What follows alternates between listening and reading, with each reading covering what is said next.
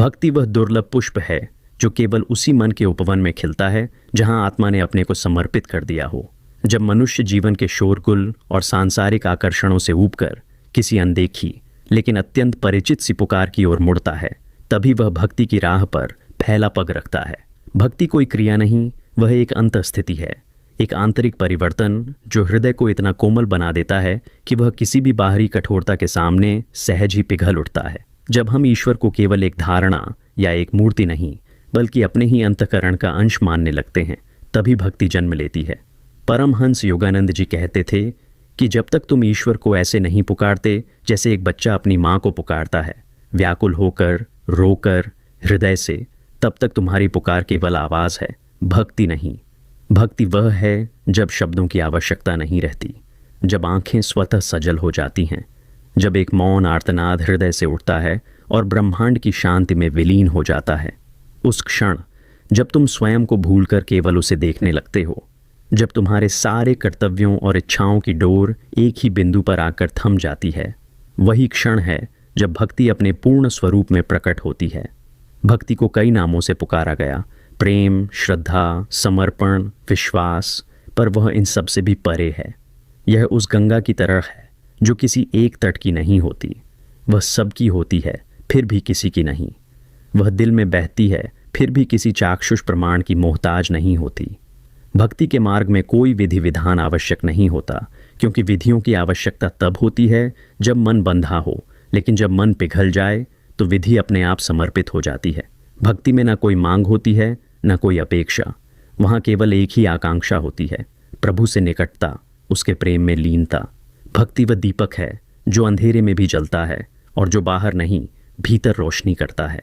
जब कोई व्यक्ति प्रभु को मात्र एक शक्ति नहीं बल्कि अपना आत्मीय, अपना सबसे करीबी अनुभव करता है, तब वह उस भक्ति की ओर अग्रसर होता है जो मोक्ष से भी श्रेष्ठ मानी गई है, क्योंकि मोक्ष जो केवल आत्मा की स्वतंत्रता है, वह भी उस भक्ति के सामने फीका पड़ जाता है जिसमें आत्मा स्वयं को स्वेच्छा से ईश्वर के चरणों में सौंप देती है। योगानंद जी ने अनेक बार कहा कि जब तक ईश्वर से तुम्हारा संबंध व्यापारिक रहेगा, मैं यह करूँगा तो तू यह दे देना, तब तक वह संबंध सतही है। लेकिन जब तुम केवल इसलिए उसे पुकारते हो कि तुम्हें उससे प्रेम है, तब तुम्हारा पुकारना शुद्ध भक्ति बन जाता है। भक्ति की सच्ची परीक्षा तब होती है जब तुम्हें कुछ नहीं मिलता, तब भी तुम प्रभु से जुड़े रहते हो। जब तुम्हारी प्रार्थनाएं अनसुनी प्रतीत होती हैं, जब कष्टों की अग्नि में तुम्हें तपा दिया जाता है, और तब भी यदि तुम्हारा हृदय कहे, प्रभु मैं जानता हूँ तू है, तभी तुम सच्चे भक्त कहे जा सकते हो। भक्ति की भूमि में सुख और दुख दोनों ही निष्प्रभ हो जाते हैं, क्योंकि वहाँ केवल प्रियतम प्रभु का स्मरण ही जीवन का सार बन जाता है। जिस तरह एक प्रेमी अपने प्रिय को हर वस्तु में ढूंढता है, हवा की सरसराहट में, फूल की खुशबू में, चांद की चांदनी में, वैसे ही एक भक्त को ईश्वर हर अनुभव में झलकता है। उसकी आंखें किसी बाह्य प्रमाण की तलाश नहीं करती, क्योंकि उसका अंतर्मन पहले ही प्रमाण बन चुका होता है। भक्ति केवल पूजा पाठ नहीं है, वह एक जीवित संवाद है। यह संवाद शब्दों से नहीं, भावनाओं से होता है। यह उपासना मंदिरों तक सीमित नहीं रहती, यह हृदय का मंदिर ढूंढती है। जब एक साधक ईश्वर को अपने मित्र, पिता, माता या प्रेयसी के रूप में देखता है, तब वह संबंध अत्यंत निजी बन जाता है। योगानंद जी अपने ईश्वर को माँ के रूप में बुलाते थे। उनका मानना था कि पिता न्याय करता है, लेकिन माँ प्रेम करती है, क्षमा करती है। उन्होंने कहा, यदि तुमने गलती की है तो भगवान से डरने की आवश्यकता नहीं, बल्कि और भी ज़्यादा प्रेम से उसे पुकारो, जैसे एक बच्चा अपनी माँ को पुकारता है जब वह डरता है। यही भक्ति है, जहाँ डर की कोई जगह नहीं होती, केवल प्रेम होता है। जहाँ केवल आदर नहीं होता, अपनापन भी होता है। भक्ति एक शरण है, एक सुरक्षा का अनुभव जो संसार की अस्थिरता में स्थायित्व देती है। जब हर ओर से माया के आंधियाँ चल रही हों, भक्ति उस वट वृक्ष की भांति बन जाती है जिसके नीचे बैठकर आत्मा विश्राम कर सकती है। और जैसे जैसे साधक इस भक्ति में डूबता जाता है, वैसे वैसे उसके भीतर के विकार, अभिमान, लोभ, ईर्ष्या स्वतः ही गलते जाते हैं। भक्ति कोई प्रयास नहीं है, यह एक प्रक्रिया है, लेकिन ऐसी प्रक्रिया जो भीतर से घटती है, बाहर नहीं। यह कहना भी अनुचित न होगा कि भक्ति स्वयं में सबसे बड़ा साधन है जो अन्य साधनों को सार्थक बनाती है। ध्यान, जप, तप, सेवा, ये सब यदि भक्ति से विहीन हों तो वे सूखे कर्म बन जाते हैं। लेकिन यदि भक्ति उनमें समाहित हो जाए तो वे दिव्यता को स्पर्श करते हैं। यही कारण है कि श्री कृष्ण ने गीता में कहा, भक्त्या माम भिजानाथि, केवल भक्ति से ही मैं जाना जा सकता हूँ। योगानंद जी ने अपने जीवन में इसी भक्ति को आधार बनाया और उन्होंने अपने अनुयायियों को यही सिखाया कि ध्यान करो, पर बिना भक्ति के ध्यान शुष्क हो सकता है। पहले हृदय को प्रेम से भर दो, फिर उसी प्रेम की छाया में ध्यान को उतारो। तब वह ध्यान केवल चित्त की एकाग्रता नहीं रहेगा, वह ईश्वर के साथ साक्षात्कार का माध्यम बन जाएगा। भक्ति कभी भी जड़ता नहीं लाती, वह चेतना को जागृत करती है। जब एक भक्त प्रभु का स्मरण करता है तब उसकी आत्मा तरंगित हो उठती है, जैसे वीणा के तार छेड़े गए हों। और यह संगीत, यह अंतर्मन का आलाप ही वह मधुर स्वर है जो आत्मा को आत्मा से जोड़ता है। उस क्षण कोई बाहरी सहारा आवश्यक नहीं रह जाता, क्योंकि भीतर ही एक अदृश्य आलिंगन का अनुभव होता है जिसे शब्द नहीं बांध सकते। भक्ति वह चाबी है जो उस द्वार को खोलती है जहां आत्मा ईश्वर से एक हो जाती है। और यही वह अनुभव है जिसे योगानंद जी बार बार अपने ध्यान के अनुभवों में वर्णित करते हैं कि जब तुम रोते हुए ईश्वर को पुकारते हो तब वह मौन में उत्तर देता है। वह उत्तर कोई आकाशवाणी नहीं, परंतु एक अचल शांति होता है, एक सुखद लहर जो रोम रोम में व्याप्त हो जाती है। यही सच्ची भक्ति है, जहां तुम्हारा अस्तित्व ईश्वर के स्पर्श से पिघलकर उसी में विलीन हो जाता है। ध्यान एक मौन की यात्रा है, वह मौन जो केवल बाहर का नहीं, भीतर का भी होता है। यह वह प्रक्रिया नहीं है जिसे केवल आंखें मूंद कर कुछ देर बैठ जाने से पूर्ण माना जाए, बल्कि यह एक आत्मिक प्रवास है जहां साधक स्वयं से दूर नहीं, स्वयं में गहराई से उतरता है। जब हम ध्यान में बैठते हैं तो हम अपनी चेतना को संसार के कोलाहल से हटाकर अपने ही अस्तित्व के गूढ़तम केंद्र की ओर मोड़ते हैं। इस क्रिया में धीरे धीरे विचारों की तरंगें शांत होने लगती हैं और अंत में जब एकदम शून्यता का भाव उत्पन्न होता है तब ध्यान अपने पूर्ण रूप में प्रकट होता है। परमहंस योगानंद जी ने ध्यान को केवल एक मानसिक अभ्यास नहीं माना, बल्कि आत्मा की उस अवस्था के रूप में देखा जहां वह ईश्वर से सीधा संवाद कर सकती है। उनका कहना था कि ध्यान मन की एकाग्रता नहीं, आत्मा की लयबद्धता है। जैसे एक नदियाँ अपने उद्गम की ओर लौटती है, वैसे ही ध्यान आत्मा को उसके शाश्वत स्रोत परमात्मा की ओर लौटाता है। और यह यात्रा इतनी सूक्ष्म होती है कि इसमें न तो कोई शब्द होते हैं, न कोई भावनाएं, वहाँ केवल अस्तित्व होता है, शुद्ध, मौन, सजग। ध्यान और भक्ति एक ही वृक्ष की दो शाखाएं हैं, परंतु उनका विकास भिन्न दिशा में होता है। भक्ति में जहाँ हृदय से प्रवाह होता है, वहीं ध्यान में मन की एकाग्रता प्रमुख होती है। भक्ति में आर्त पुकार होती है, जैसे कोई प्रिय खो गया हो और उसे पाने की व्याकुलता हो, लेकिन ध्यान में कोई खोज नहीं होती, केवल समर्पण होता है। ध्यान खोज की वह अवस्था है जिसमें खोजने वाला स्वयं लुप्त हो जाता है। ध्यान की प्रक्रिया को समझने के लिए हमें अपने ही भीतर उतरना पड़ता है। यह कोई बाहरी अनुष्ठान नहीं है। आप किसी भी स्थान पर ध्यान कर सकते हैं, न मंदिर आवश्यक है, न कोई विशेष आसन। केवल एक शांत कोना चाहिए और एक सच्ची लगन। जब आंखें बंद होती हैं और श्वास धीरे धीरे शांत होने लगती है तो मन का तूफान भी मध्यम पड़ने लगता है। उस मौन क्षण में जब विचारों की गति थम जाती है, साधक एक ऐसी स्थिति को अनुभव करता है जहां केवल होना ही शेष रह जाता है। योगानंद जी ने ध्यान के लिए क्रिया योग का मार्ग अपनाया, जो एक अत्यंत वैज्ञानिक और व्यवस्थित पद्धति है।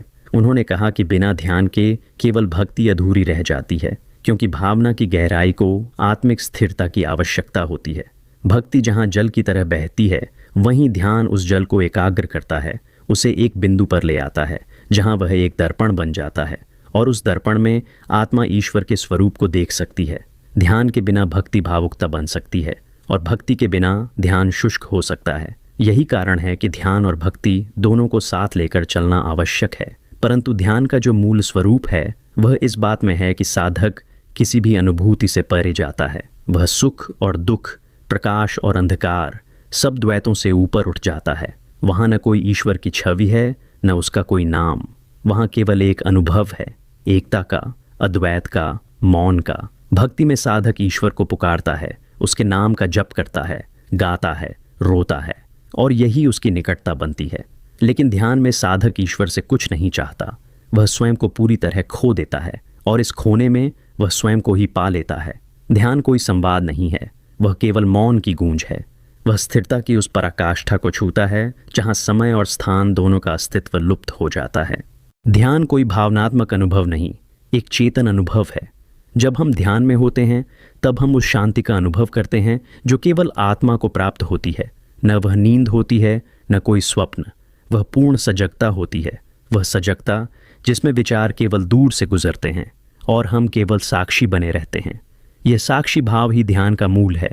जब साधक बिना किसी प्रतिक्रिया के केवल देखना सीख जाता है, अपने विचारों को, अपनी श्वास को, अपने ही अस्तित्व को, तब ध्यान गहराता है। योगानंद जी ने कहा था कि जब तुम ध्यान करते हो तो यह मत सोचो कि कुछ प्राप्त करना है, केवल यह अनुभव करो कि तुम पहले से ही वह हो जिसे पाना चाहते हो। ध्यान तुम्हें उस भ्रम से मुक्त करता है कि तुम शरीर या मन हो। वह तुम्हें बार बार इस सच्चाई की ओर ले जाता है कि तुम आत्मा हो जो शाश्वत है, अमर है, ईश्वर का अंश है। और जब यह अनुभूति स्थायी हो जाती है तब ध्यान केवल एक अभ्यास नहीं रह जाता, वह जीवन की दशा बन जाता है। ध्यान कोई पलायन नहीं है जैसा कुछ लोग मानते हैं। यह तो सबसे बड़ा साहस है, स्वयं से मिलने का साहस। और जब कोई साधक भीतर की उस गहराई में उतरता है जहाँ सब कुछ मौन है, तब वह संसार को भी उसी मौन की दृष्टि से देखता है।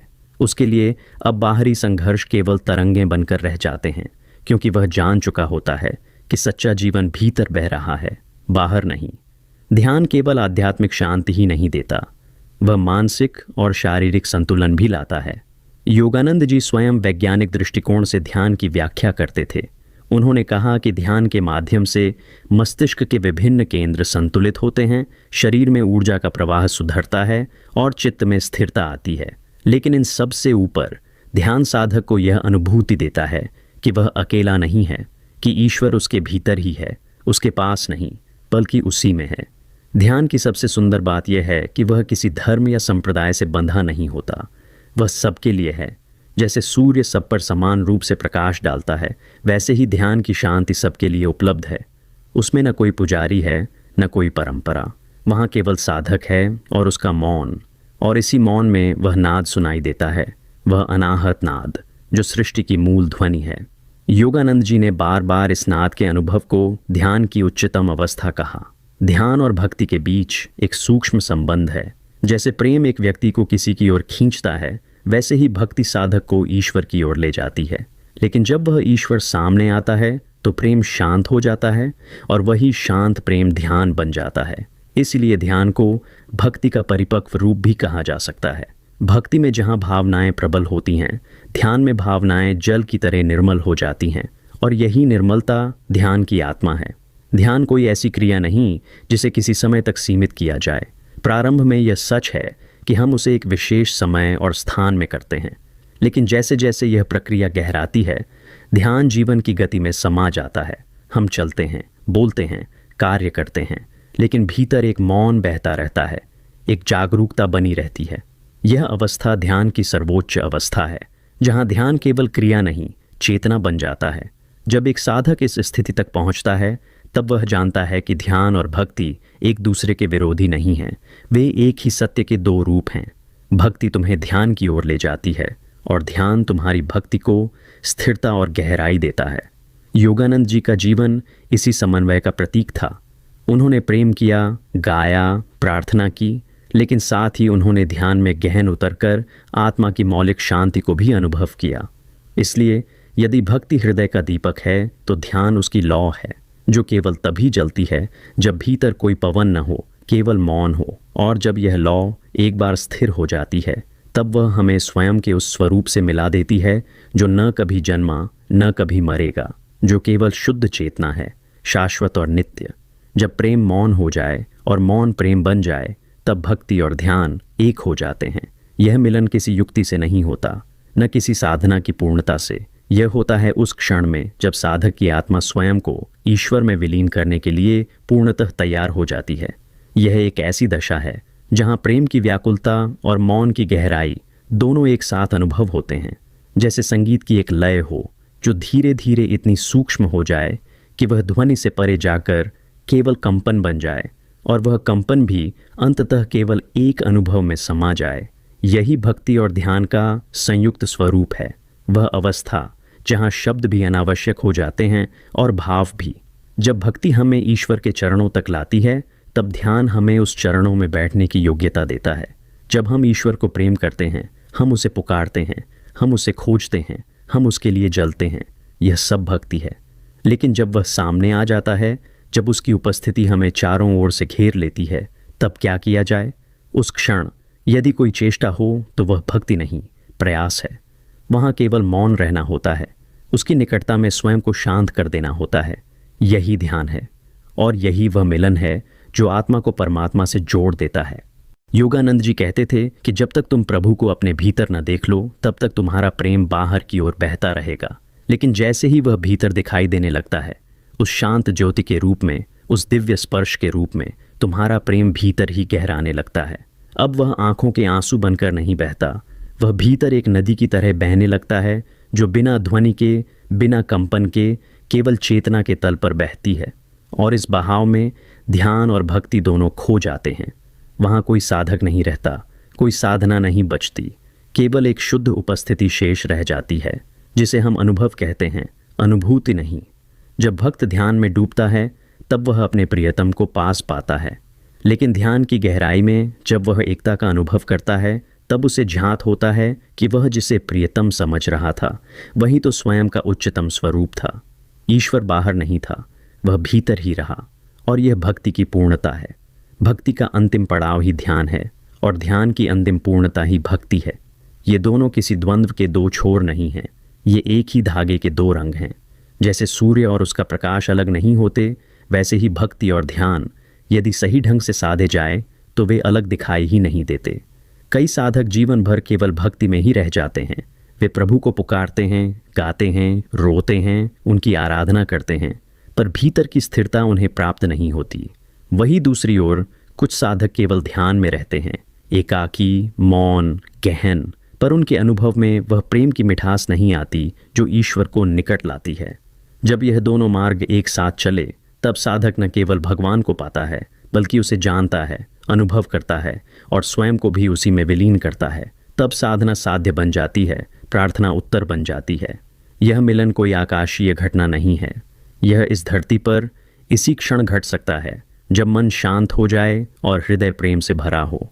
जब विचारों की गति थम जाए और प्रेम की धारा बहती रहे, तब वह आंतरिक दृष्टि खुल जाती है, जिससे आत्मा उस परमात्मा को देखती है जिसे वह जन्मों से पुकार रही थी। योगानंद जी ने इसी अनुभव को ईश्वर की अनुभूति कहा। वह अवस्था जहाँ ईश्वर कोई कल्पना नहीं रहता, कोई धारणा नहीं, बल्कि साक्षात अनुभूति बन जाता है।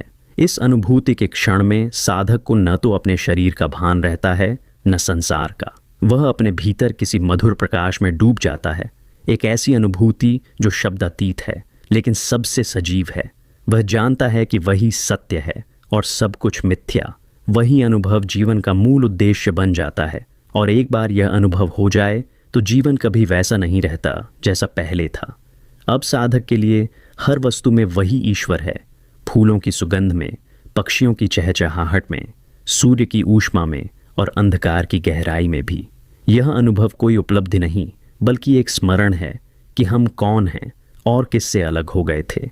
भक्ति हमें इस स्मरण की लालसा देती है और ध्यान उसे जागृत करता है। जब ये दोनों मिलते हैं, तब साधक अपने मूल स्वरूप को पहचान लेता है। यही आत्म साक्षात्कार है, न किसी ग्रंथ से मिलने वाला ज्ञान, न किसी गुरु से प्राप्त की जाने वाली शिक्षा, बल्कि स्वयं के भीतर से फूटता हुआ एक दिव्य बोध जो कहता है, मैं वही हूँ जो मैं खोज रहा था।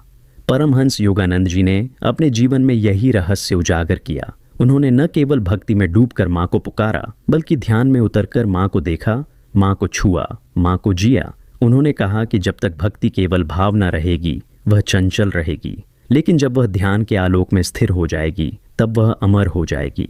यही मिलन है जहाँ भक्ति की तरंगें ध्यान के समुद्र में विलीन हो जाती हैं, और वहाँ उस विलीनता में एक पूर्ण शांति की वर्षा होती है। न कोई हलचल, न कोई प्रश्न, केवल एक असीम संतोष। ध्यान और भक्ति का यह मिलन हमारे भीतर उस पुल का निर्माण करता है जिस पर चलकर हम इस सीमित शरीर से असीम चेतना की ओर जा सकते हैं।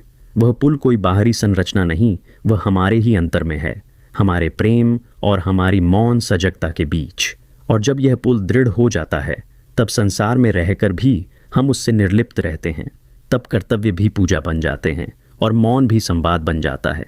इस अवस्था में जीवन एक सतत ध्यान बन जाता है और हर कर्म एक भक्ति।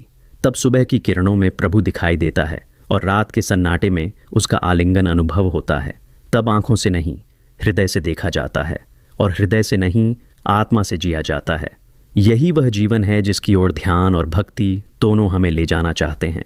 एक ऐसा जीवन जहां हर क्षण प्रभु का साक्षात्कार होता है और हर श्वास उसके नाम की गूंज बन जाती है। आखिरकार यह कहना पूर्णतः सत्य होगा कि ध्यान और भक्ति का यह मिलन ही वह कुंजी है जिससे ईश्वर के द्वार खुलते हैं। यह कोई एक दिन में प्राप्त होने वाला अनुभव नहीं, लेकिन एक बार उसकी झलक मिल जाए तो फिर कोई और तृष्णा शेष नहीं रहती। योगानंद जी ने यही झलक अपने जीवन में पाई थी और उन्होंने हमें यह संदेश दिया कि तुम भी पा सकते हो, यदि तुम अपने प्रेम को मौन में बदल सको और अपने मौन को प्रेम में,